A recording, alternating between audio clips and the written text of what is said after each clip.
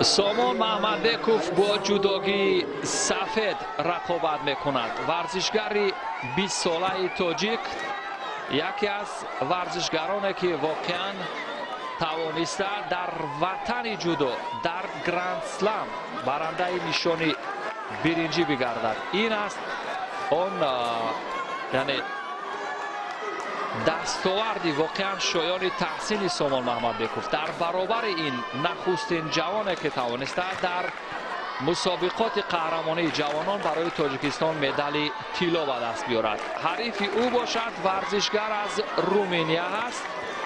در مورد این ورزشگر نیز برای شما اطلاع خواهم داد.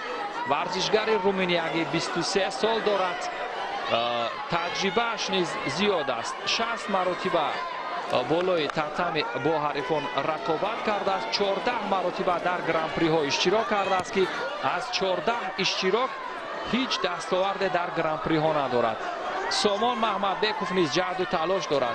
بر ضد حمله ها بسیار توجه خوب میکند سامان محمدبکوف و ارگش محمدبکوف که او را همراهی میکند در کنار تتمی با او مصلحت میدهد و موقعیت رو ببینیم چگونه سامان محمدبکوف جویا می شود از سمت راستی گریبان حریف و بعدا با این روش و یک هلوک از بیرون برای سامان محمدبکوف قریب بود که حریف رو از پای در آورد، ولی یک دفاعی با مورد هم از سوی حریفش بود.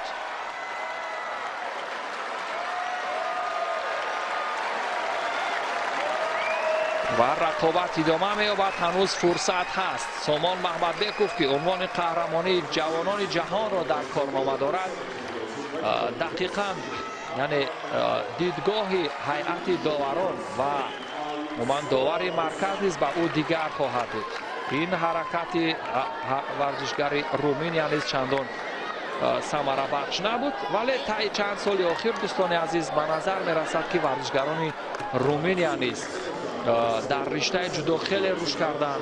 در همین وزن 73 کیلوگرم دنیس ویرو یک ورزشگر دیگر از رومانیا درخشانتر است نسبت به این رئیس. با سبب کمکاری و کمفعالی با سامان محمدبکوف داور مرکز کارد ضرب جزا یا شیدو داد.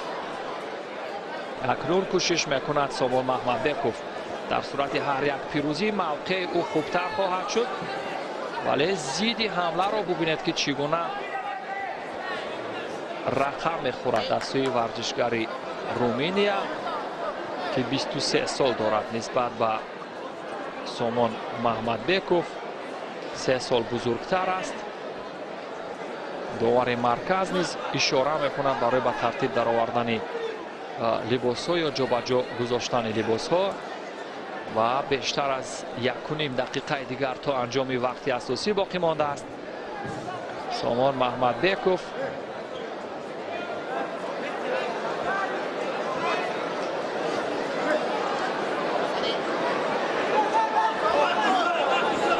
اما آن پرتابی که در آن لحظه بود دوستان و ضریب بهاگذاری کردن. ببینید بعد از چند مدتی که هیئت داوران توقف کردند و یک ضد حمله جانانه ببینید چگونه با روش دیدن جذاب و بسیار لایق دقت قرار گرفت و سامان محمدبکوف توانست همان روش جذاب و دیدنی اشی گروه را بسیار به مورد استفاده کند و با یک وزری که حریفش داشت یک ایپانی کامل یا امتیازی کامل جواب بگرداند. مبارک باشد دوستان عزیز پیروزی سامان محمدبکوف.